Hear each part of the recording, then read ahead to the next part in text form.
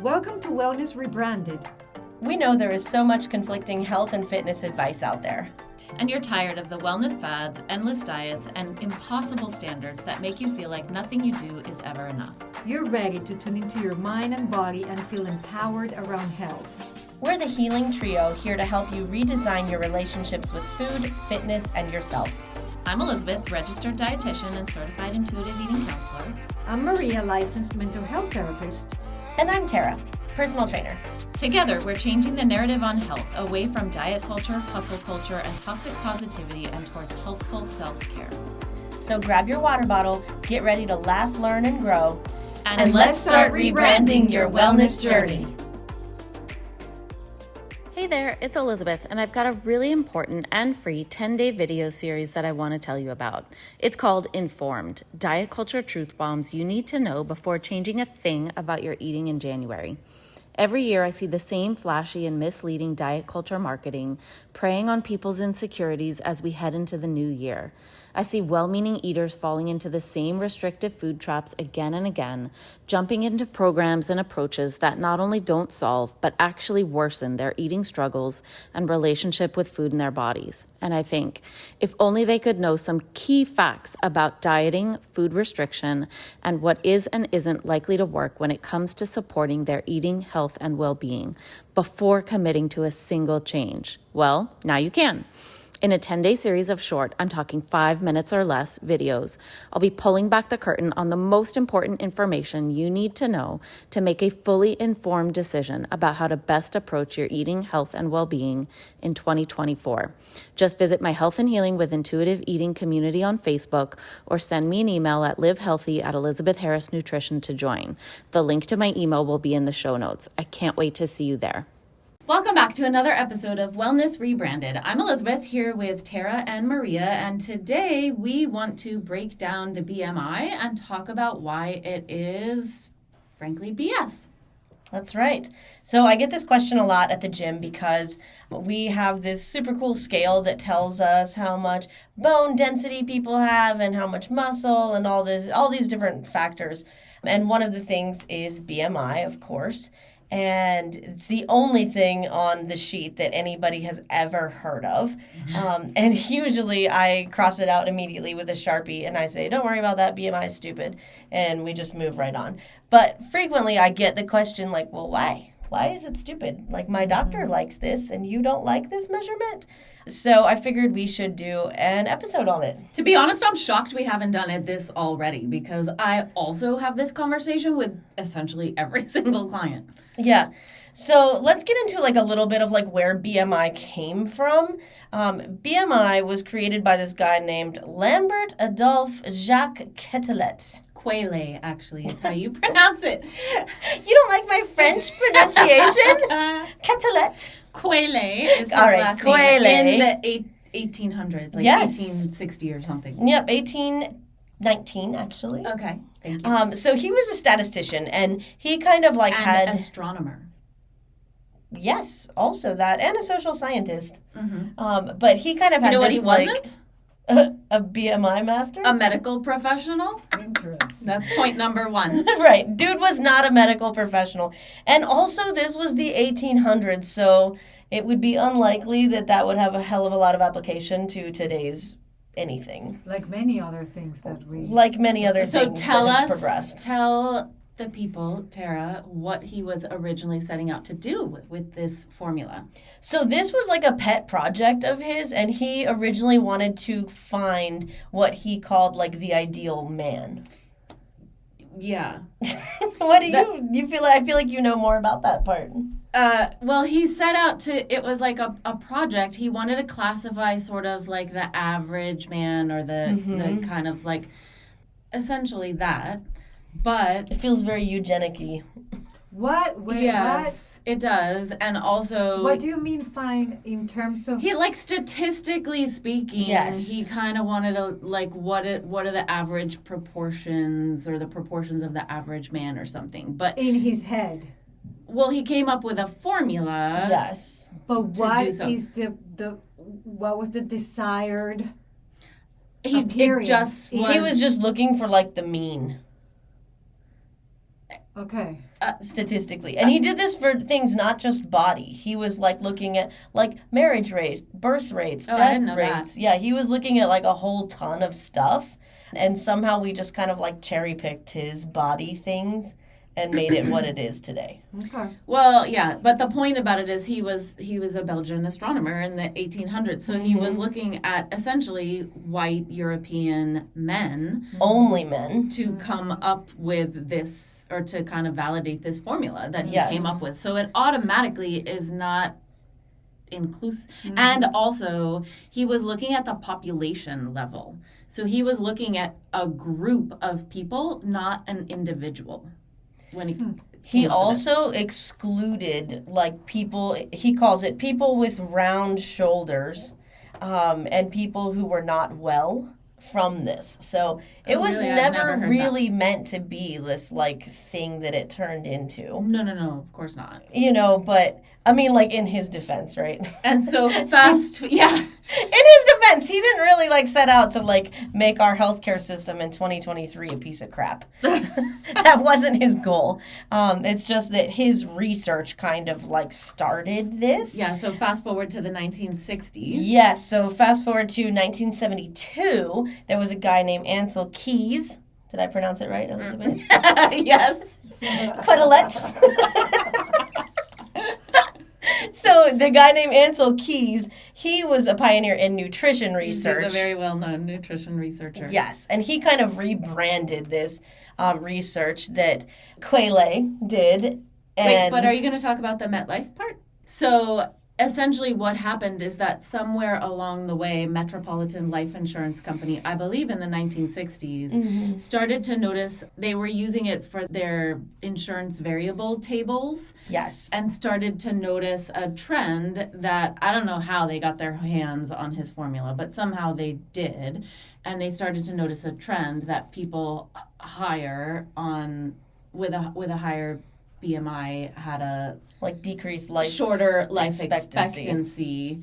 But again, it's important to look at the whole thing in context, because think about who was buying life insurance in the 1960s. It was mostly wealthy white men who also, do you think, may have had higher rates of stress in their lives due to their professional circumstances, or so again, not only was it excluding huge amounts of population, but there may be, we always talk about how correlation doesn't equal causation. Yep. Right. There's all sorts of reasons why they might have been noticing that weren't actually caused by the BMI. Yep. And then essentially it sort of got picked up by the medical community I mean, over nowadays time. you will require a lot of more research than that to Yeah. really go with something. This is essentially based you on... would think, except we still use it. True. Right, one would hope, right?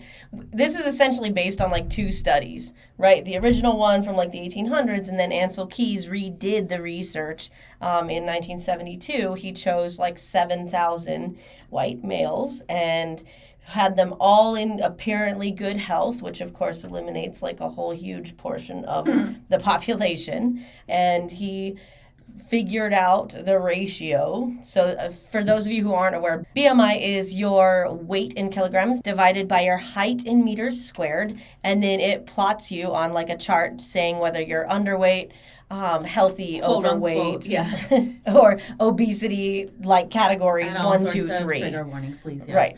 Tons of trigger warnings. It's not a good I hate measurement. I hate classifying bodies. Yes.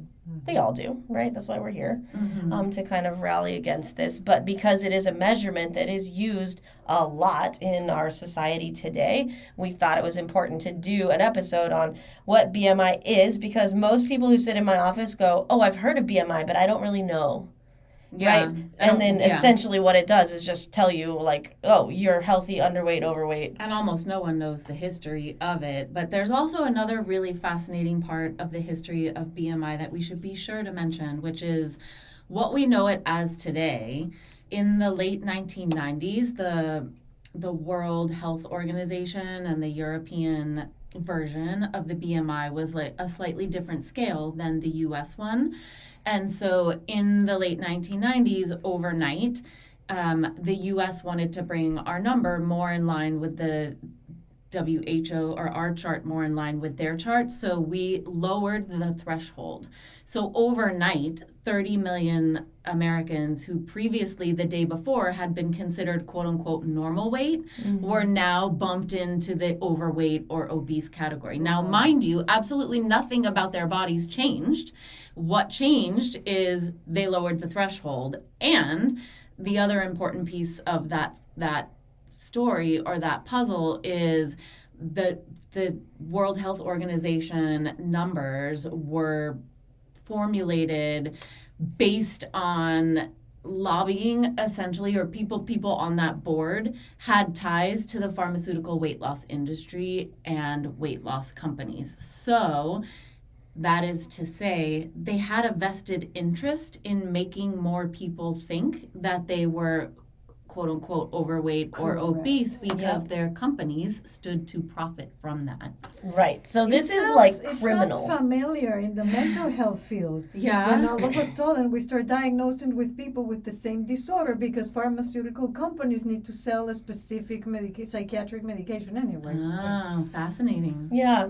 I mean, our healthcare system really needs An overhaul for sure. And I don't think any of us in here pretend to have the answer to healthcare reform. But BMI is something that we should not be using to diagnose people. Yeah, so that's a little bit of the history about it, but also I think it's important, like later on, we should share some data about, we're just told if you're in the quote unquote overweight or obese category or levels of that it's automatically you're unhealthy or automatically a risk factor for different things, and the data behind it doesn't necessarily it's not quite that clear cut. Yep. But before that, perhaps we should talk about all the other reasons, because believe it or not, there are so many other reasons why the BMI is not helpful. And BMI doesn't tell us anything. It literally tells us what our weight divided by our height is.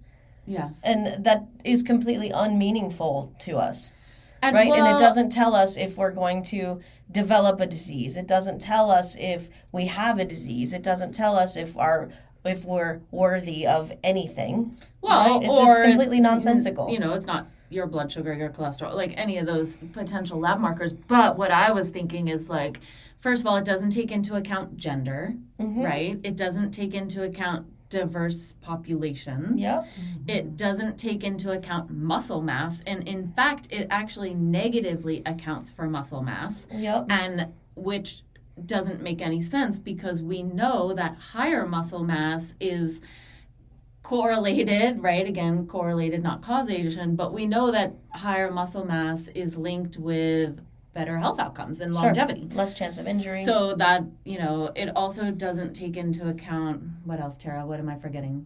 Muscle mass is the big one I always talk about, but if you have a lower BMI, BMI doesn't tell you what's going on inside your body, but doctors will tell you, oh, you've got low bone density if your BMI is low, which is not the case. Like, it doesn't tell us that. Not necessarily. We wouldn't know that, right? Because it doesn't measure that. So there's some conflicting advice there.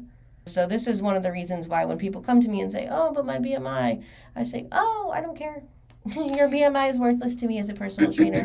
But as society, we love categories, right? Yeah. It makes it so much easier just to put a bunch of people in a category and then think we have the answer to what the next step should be, just because of, it makes me think even of intelligence tests. That we're also created with a certain population, not really measuring different variables, not progressing with the years. So just... Yeah, well, and we've done at least one or more episodes, or touched on it in more episodes, about, the harmful effects of weight stigma, particularly in healthcare.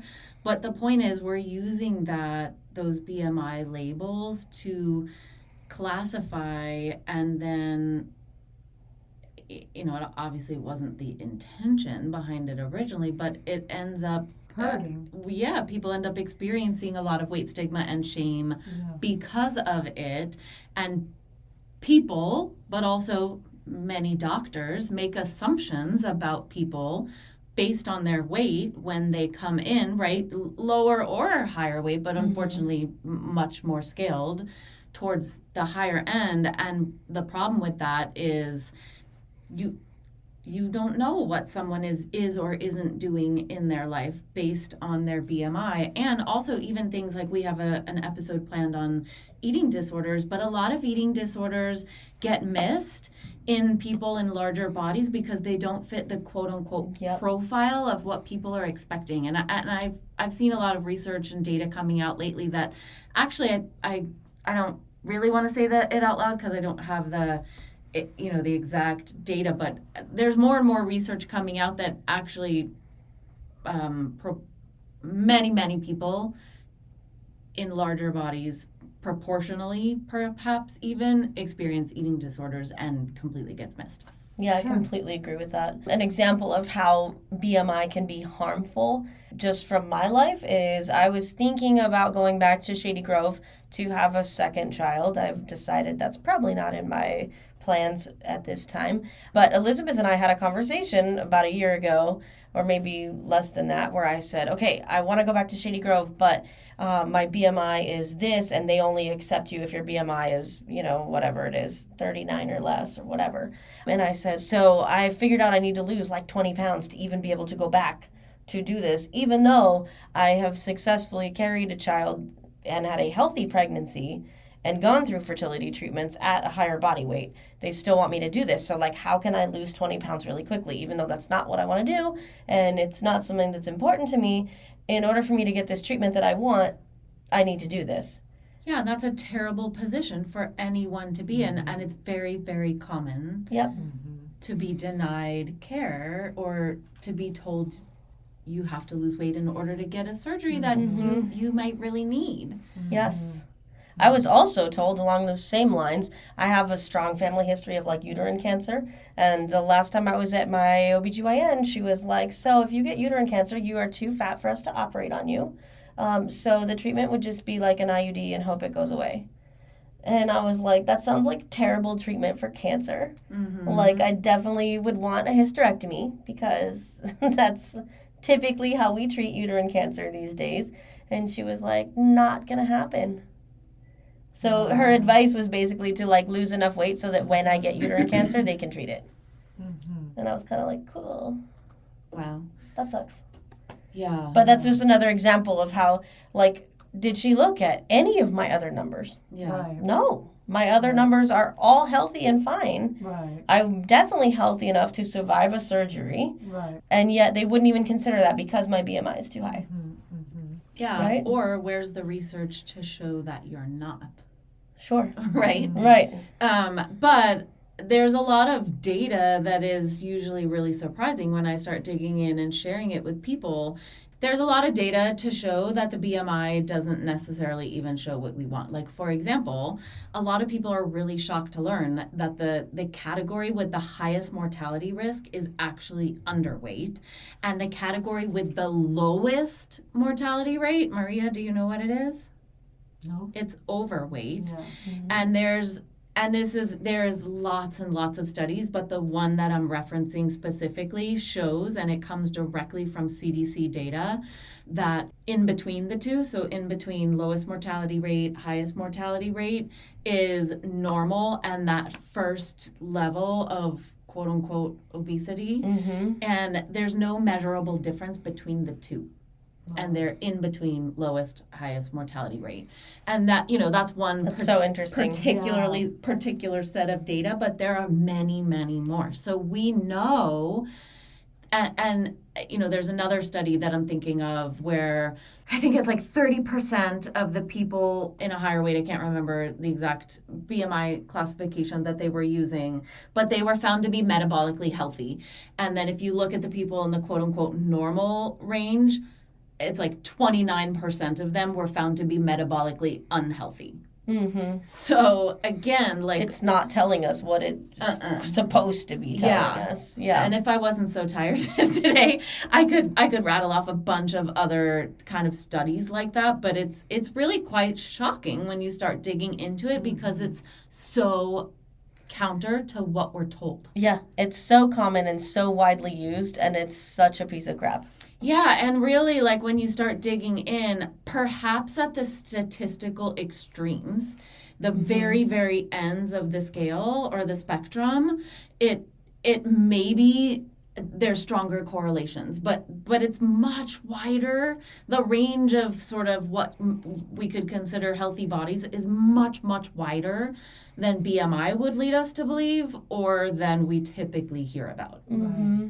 Yeah. I just think it's so ridiculous that this metric that was never intended to be used for this purpose, that was invented in like the 1800s, is still so completely widely used today, even given that it excluded all women and most other types of men that weren't healthy, right? And every ethnicity that wasn't white. Yeah. And we are somehow using this as like a, hey, this is good for the whole entire world. Right? Like, it's just ridiculous. So, in closing, no one number can measure everything.